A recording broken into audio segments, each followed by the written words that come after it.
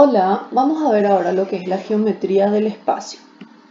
Primero vamos a hacer una comparación entre lo que era la geometría plana y lo que ahora es la geometría del espacio. En la geometría plana recordemos que su característica principal era que tenía dos dimensiones. Por ejemplo, el rectángulo, que es el más así característico, tiene un largo y tiene un ancho. Igual hay figuras planas como el triángulo en el que no hay largo y ancho, el círculo en el que no hay largo y ancho, pero esta es la característica general. También con las figuras planas la mayor cosa que podíamos hallar era el área, y el área está medida en unidades cuadradas. Eso es lo que me dice que son dos dimensiones.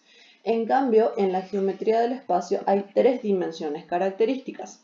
El largo y el ancho de la geometría plana se mantienen y a esas dos le agregamos una nueva dimensión que es el alto.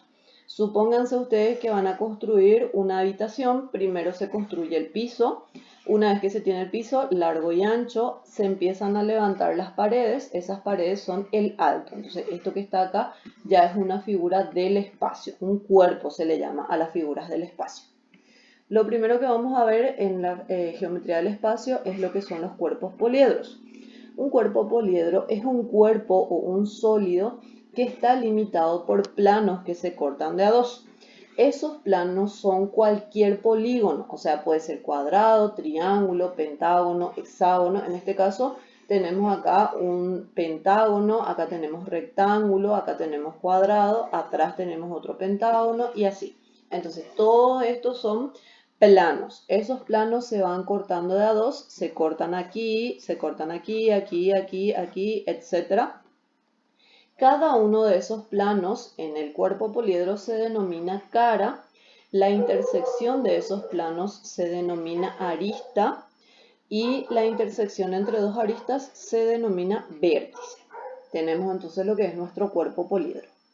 Entre los poliedros vamos a ver que hay algunos poliedros que son regulares y solamente existen 5 poliedros regulares, que son estos que tenemos aquí.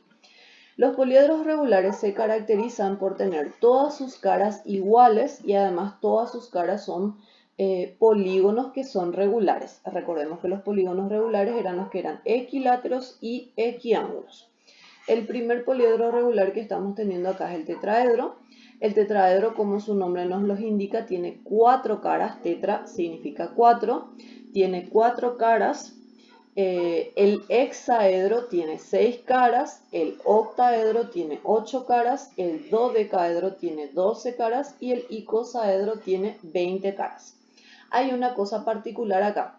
La mayoría de los poliedros regulares tienen caras triangulares. Solo el cubo tiene caras cuadradas y solamente el dodecaedro tiene caras pentagonales. El resto tiene todas caras triangulares. Y además recordemos que esos triángulos tienen que ser equiláteros y equiángulos, o sea, son triángulos regulares.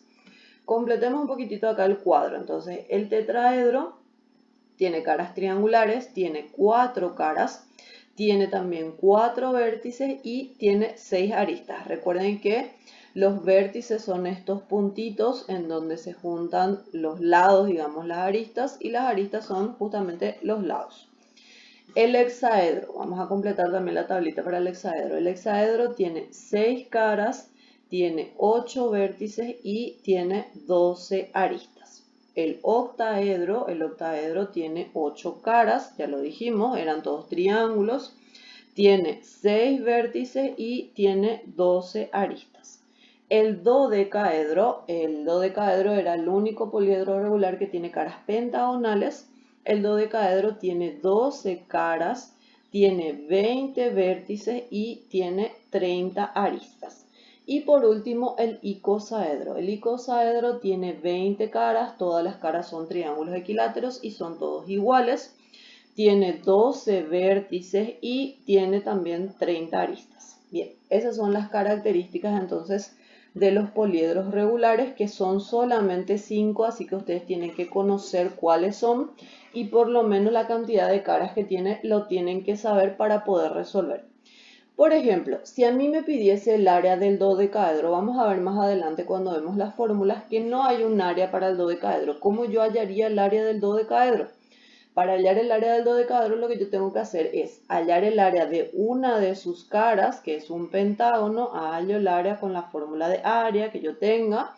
Y como yo tengo que saber que esto tiene 12 caras, entonces voy a multiplicar el área que yo calculé, el área de un pentágono, y lo voy a multiplicar por 12.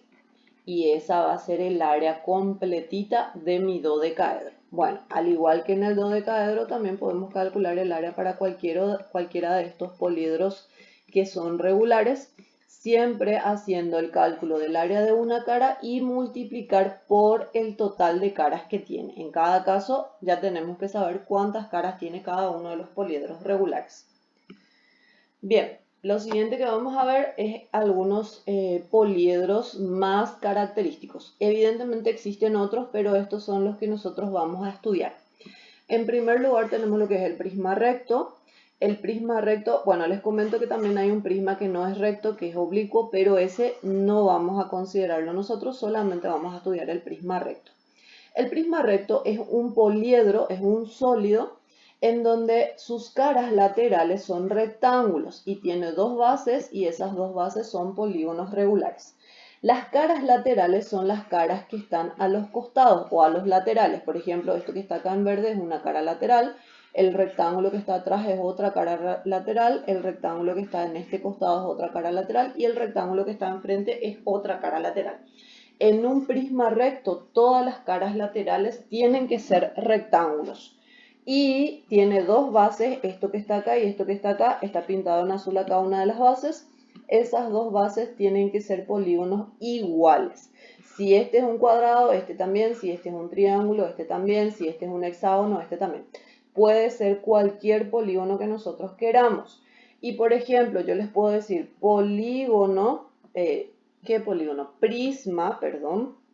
Les puedo decir prisma triangular. Cuando yo le agrego ese apellido triangular al prisma, lo que estoy diciéndoles es que la base de mi prisma es un triángulo. Y encima, aparte de la palabra triangular, le puedo agregar la palabra regular. ¿Y qué les estoy diciendo entonces? De que la base del prisma es un triángulo y ese triángulo tiene que ser polígono regular, equilátero y equiángulo. Así con todos los cuerpos, dependiendo del apellido que nosotros le agreguemos, ese apellido se va a referir siempre a lo que es la base. Entonces tienen que identificar bien cuáles son las caras laterales, cuál es la base.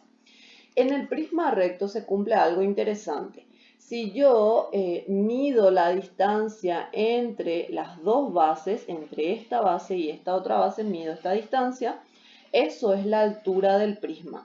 Y este, que es uno de los lados de las caras laterales, se llama arista lateral. Si el prisma es recto, la arista lateral y la altura del prisma miden lo mismo, tienen la misma medida. O sea que si en un ejercicio me dicen un prisma recto, tengo la arista lateral, mide 4, lo que me está dando es la altura. En el prisma oblicuo eso no se cumple, pero como ya les dije, solo vamos a estudiar el prisma recto. También el siguiente poliedro que tenemos es el paralelepípedo o también llamado ortoedro. Acá es muy importante que se fijen en esta palabra ortoedro, que no es lo mismo que octaedro. El octaedro era un poliedro regular, uno de los 5 únicos poliedros regulares, que tenía 8 caras, todas sus caras eran triángulos y todos los triángulos eran triángulos equiláteros. En cambio, el ortoedro más bien se refiere a que todos sus ángulos son rectos, porque la palabra orto significa recto. Entonces todos los ángulos acá dentro del ortoedro son ángulos rectos. Por eso se llama así. El paralelepípedo también es un prisma recto, pero en este caso la base de este prisma siempre van a ser rectángulos. O sea que esta base ahora no puede ser triángulo, ni pentágono, ni cuadrado, nada de eso. Bueno, cuadrado sí, porque cuadrado también es paralelogramo, pero triángulo, pentágono, hexágono no. Puede ser cualquier figura que sea un paralelogramo. Recuerden que los paralelogramos eran los cuadriláteros, tienen 4 lados y tienen lados paralelos de a 2. Bueno, eso es un paralelepípedo o también llamado ortoedro. También tiene sus caras laterales, también tiene su base, también tiene su altura, también va a tener su arista lateral y su lado de base. En el paralelepípedo, incluso si es que nuestra base es rectangular, podemos decir que uno de estos es el largo, el otro es el ancho y el otro es el alto. Entonces acá tenemos las tres dimensiones características de la geometría del espacio, que son largo, ancho y alto. Y el otro cuerpo poliedro es la pirámide recta. También existe una pirámide oblicua, pero nosotros solo vamos a estudiar ahora la pirámide recta. La pirámide recta, dice, es el sólido que está limitado por caras laterales triangulares. Esta es una cara lateral, es un triángulo, esta también. Todas las caras laterales son triángulos. Y además tiene una sola base y esa base puede ser cualquier polígono. Cuadrado, triángulo, rectángulo, pentágono, hexágono, rombo, lo que sea. Cualquier polígono puede ser la base acá. Esta entonces es una pirámide. Además les cuento que si nuestra pirámide es recta, cada una de las caras laterales, que dice ahí que son triángulos, van a ser triángulos isósceles, en donde este y este, o sea, este y este tienen la misma medida. Esos son triángulos isósceles cuando nuestra pirámide es recta. Si la pirámide no es recta, esos triángulos no van a ser isósceles. Bien, después tenemos lo que son los cuerpos de revolución. Los cuerpos de revolución, al contrario de los poliedros, ya no es lo mismo que los poliedros. Los cuerpos de revolución son cuerpos que se forman a partir de hacer girar figuras planas. Tenemos lo que es el cilindro recto. El cilindro recto es un cuerpo de revolución que se genera de hacer girar este rectángulo que tenemos acá. Se hace girar alrededor de uno de sus lados. En este caso se hizo girar alrededor de este lado y ahí se va formando la circunferencia arriba y se proyecta a este lado del rectángulo para acá y se forma lo que es nuestro cilindro. También tenemos el cono recto. El cono es un cuerpo de revolución que está generado al hacer girar un triángulo rectángulo. En este caso, este triángulo rectángulo que tenemos acá se hace girar alrededor de uno de sus catetos. En este caso se hizo girar alrededor de este cateto. Entonces este lado se proyecta para acá y acá abajo se va formando la circunferencia. Y la esfera es un cuerpo de revolución que se genera al hacer girar un disco o un círculo, una circunferencia. Esta circunferencia gira alrededor de un cierto eje y se va formando lo que es la esfera. En el cilindro, el lado sobre el cual gira el rectángulo es lo que se llama la altura, si el cilindro es recto, y este otro lado es la generatriz. Cuando el cilindro es recto, la altura y la generatriz coinciden, tienen la misma medida. En el cono, el cateto del triángulo sobre el cual se va girando es la altura. La hipotenusa del triángulo que gira es la generatriz y acá tenemos lo que es el radio de base, ya que todo esto que está acá es la base de nuestro cono. La base en el cono y en el cilindro siempre son círculos. Y en la esfera, acá en el medio mismo de la esfera, si nosotros cortamos, si tenemos una esfera maciza, por ejemplo una esfera de isopor rellenita, la cortamos por el medio, lo que vamos a ver acá va a ser una circunferencia. Esta circunferencia se llama la circunferencia mayor de la esfera, porque va a ser la mayor circunferencia posible. Si yo corto mi esfera en cualquier otra parte, por ejemplo la corto por acá, también voy a ver una circunferencia, pero esa va a ser más pequeñita que esta y a esa se le llama circunferencia menor. Entre los centros de esas dos circunferencias se puede hallar una distancia, se le llama D. Desde el centro mismo del círculo mayor hasta cualquier punto de la esfera, fíjense que también puedo trazarlo acá o también lo puedo trazar acá o acá, hasta cualquier punto de la esfera, ese es el radio de la esfera, que se simboliza con R mayúscula. Y si tenemos una circunferencia pequeña o un círculo pequeño, también tenemos el radio menor, el radio pequeño. Acá nuevamente se forma un triángulo rectángulo, o sea que acá podemos trabajar con fórmulas de Pitágoras. También acá en el cono se forma triángulo rectángulo. Les tengo unos videos como para ver de dónde haciendo girar cada cosa vamos obteniendo. Tenemos en principio para el cilindro, les voy a mostrar, tenemos este rectángulo, ese rectángulo vamos a ir girando va girando alrededor de este lado y ahí arriba y abajo se va formando lo que es la circunferencia de la base o las dos bases y se formó nuestro cilindro completito. También tenemos para el cono, vamos a ver un poco para el cono, voy a retroceder acá esto, ahí, bueno, tenemos acá nuestro cono, a ver, lo voy a tener un ratito, acá. Tenemos nuestro triángulo, este triángulo va a girar alrededor de este lado y vamos a ir viendo que se va formando también abajo lo que es la circunferencia de la base y alrededor se va formando nuestro cono. Se ve entonces ahí cómo se forma el cono. También tenemos el de la esfera. El de la esfera, como les dije ya, es haciendo girar un disco. Entonces nosotros acá tenemos este disco que está acá, ese disco lo vamos a hacer girar y van a ir viendo que se va a ir formando lo que es nuestra esfera. Entonces le doy acá y van a ir viendo ahora que se va a ir girando, girando y se va formando ya lo que es nuestra pelota o nuestra esfera. Al girar completamente, al volver al mismo punto, entonces se forma lo que es nuestra esfera. Bien, vemos ahora las fórmulas para la geometría del espacio. Y yo les hago una comparación. Si ustedes miran su formulario o cualquier formulario, para cada uno de estos cuerpos hay fórmulas diferentes, pero yo les hago una comparación. El prisma, el paralelepípedo, el cubo y el cilindro, si se fijan, tienen formas similares. Como tienen formas similares, tanto el área lateral, que va a ser el área de las caras laterales, como el área total, que va a ser el área completita, y el volumen, que es la cantidad de cosas que yo puedo cargar adentro, va a tener la misma fórmula. Para ver un poquitito cómo hallamos estas cosas, vamos a ir mirando un poquitito. Voy a hacer con el prisma y con todos los demás va a ser la misma cosa. Área lateral. El área lateral es el área de todas las caras laterales. Las caras laterales en un prisma eran los rectángulos. Voy a recorrer entonces el área lateral. Primero, este primer rectángulo, lo voy a hacer un poco más oscuro. Tengo el largo y tengo la altura. Supongamos que ese es el largo. Después en el rectángulo tengo otra vez el largo y tengo la altura. En el otro también tengo este, largo y altura. Recuerden que en el rectángulo el área, porque estamos hallando área de cada uno de estos rectángulos, era multiplicar largo por ancho. Largo por ancho, largo por ancho, largo por ancho y acá también largo por ancho.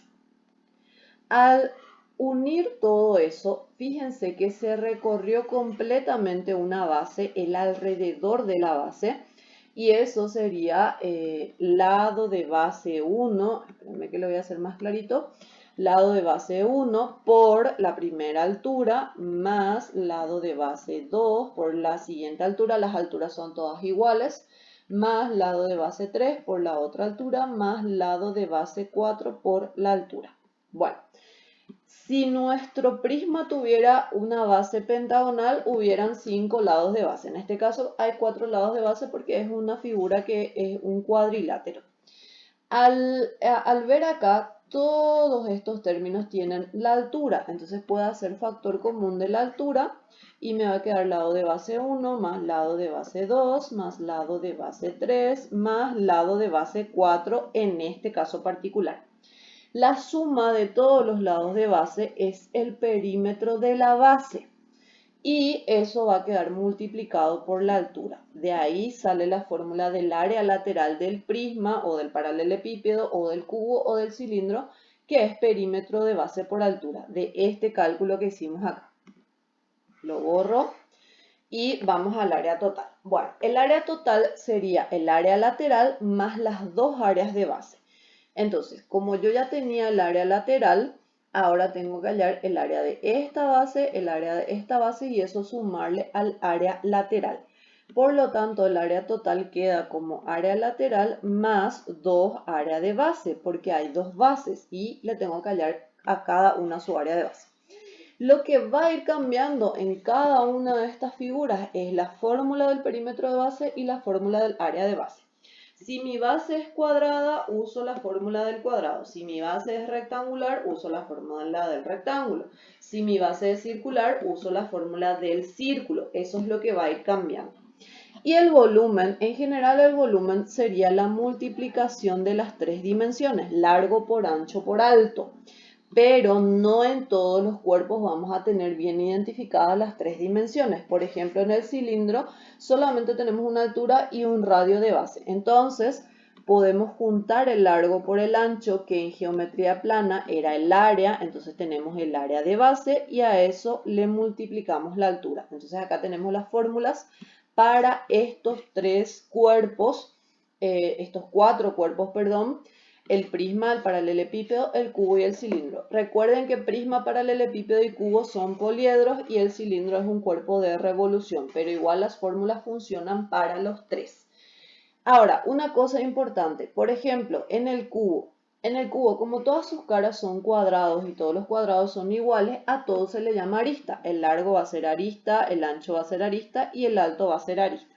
Entonces acá pueden ir reemplazando el alto por A, el perímetro de base por 4 por A, etc. Y igual pueden usar estas fórmulas, que si ustedes lo miran en sus formularios, van a encontrar, por ejemplo, que el área lateral del cubo es 4 por arista al cuadrado, que el área total del cubo es 6 por arista al cuadrado y que el volumen del cubo es arista al cubo.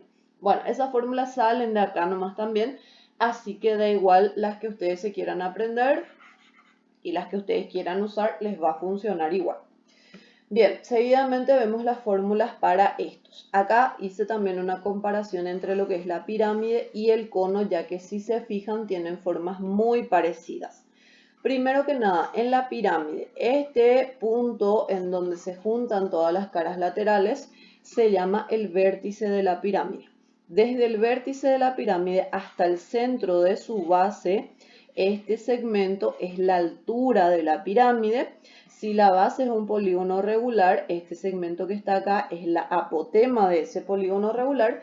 Y la altura de una de las caras laterales, recuerden que este triángulo de acá era una cara lateral, la altura de esa cara lateral es la apotema de la pirámide. A la apotema de la pirámide se le denomina con A mayúscula y al apotema de la base con A minúscula. Bien, acá también se forma un triángulo rectángulo, así que podemos usar fórmulas de Pitágoras. En el cono ya vimos que la altura, la generatriz y el radio de base formaban un triángulo rectángulo, también podemos usar Pitágoras. En el cono, la generatriz hace el mismo papel que hace la apotema en la pirámide. No es lo mismo, pero cumplen el mismo papel. Eso es como para que nos ubiquemos un poquitito. Entonces, las fórmulas van a ser muy parecidas. Yo voy a hacer aparte porque en una vamos a usar, espérenme, en una vamos a usar lo que es la apotema y en la otra vamos a usar la generatriz. Entonces por eso voy a hacer un poco aparte. Voy a poner acá y el otro lo voy a poner un poco más para acá. Bien, el área lateral. Recordemos que el área lateral era hallar el área de las caras laterales. Hallo el área de esta cara, hallo el área de la otra cara, etc. Si yo hallo el área de todas las caras, estoy hallando área de triángulos. Área del triángulo era, recordando un poquitito, base por altura sobre 2. Ok, entonces, el área de este triángulo va a ser base, vamos a hacerle más oscuro, base por altura. El área del otro triángulo, base por altura. El área del otro triángulo, base por altura, que ya no voy a trazar porque se me va a encimar todo. Y acá, base por altura.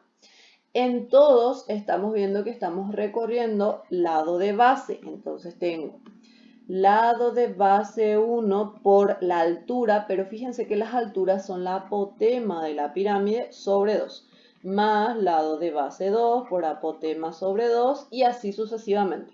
Como en todos va a aparecer la apotema sobre 2, podemos hacer factor común y nos va a quedar lado de base 1 más lado de base 2 más etcétera, dependiendo de la cantidad de bases que tengan, por la apotema todo sobre 2. La suma de todos los lados de base es el perímetro de la base.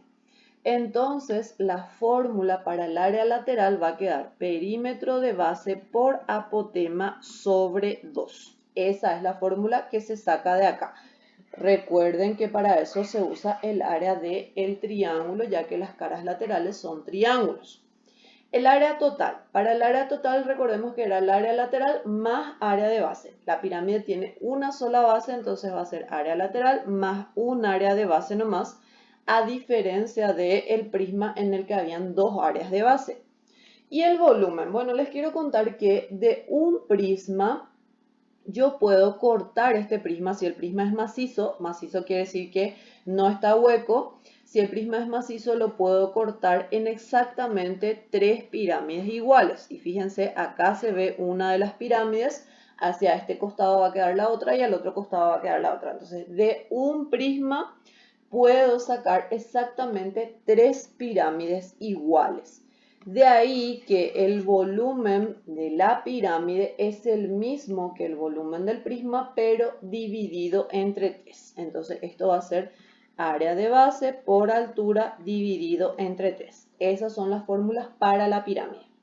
Para el cono son las mismas fórmulas, solo que en el cono no hay apotema. En vez del apotema vamos a usar la generatriz. Entonces vamos a poner perímetro de base por generatriz dividido 2. La misma fórmula es para el área total, área lateral más área de base, porque la base es una sola.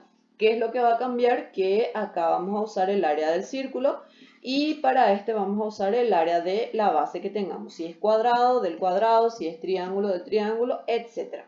Y el volumen también es el mismo porque de un cilindro yo puedo sacar exactamente 3 conos iguales. Uno es el que se ve acá, otro va a quedar a este costado y el otro va a quedar a este costado.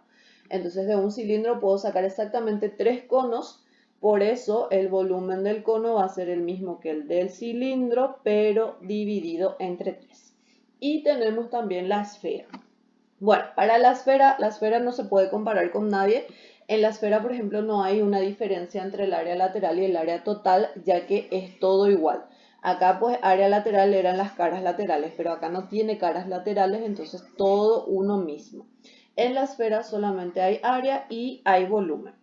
El área de la esfera viene dada por la siguiente fórmula: 4pi por radio al cuadrado. Y el volumen viene dado por 4/3 pi por radio al cubo. Estas fórmulas salen de hacer derivadas e integrales, que como nosotros todavía no damos eso, entonces todavía no lo vemos. Así que créanme que estas son las fórmulas para la esfera. Y lo último que vamos a ver en geometría del espacio, pero no menos importante, es cuando dos cuerpos son equivalentes. Recordemos que en geometría plana dos figuras planas eran equivalentes cuando sus áreas eran iguales. Ahora los cuerpos van a ser equivalentes cuando tienen el mismo volumen. ¿Qué quiere decir eso? Acá yo les puse una esfera y les puse un octaedro. Si la cantidad de material que yo puedo cargar dentro de esta esfera es la misma que la cantidad de material que puedo cargar dentro del octaedro, o sea, tienen la misma capacidad, el mismo volumen, se dice que estos cuerpos son equivalentes. No es necesario que tengan la misma forma, sino nada más su capacidad o su volumen tiene que ser el mismo. Bien, y con esto terminamos lo que es la geometría del espacio.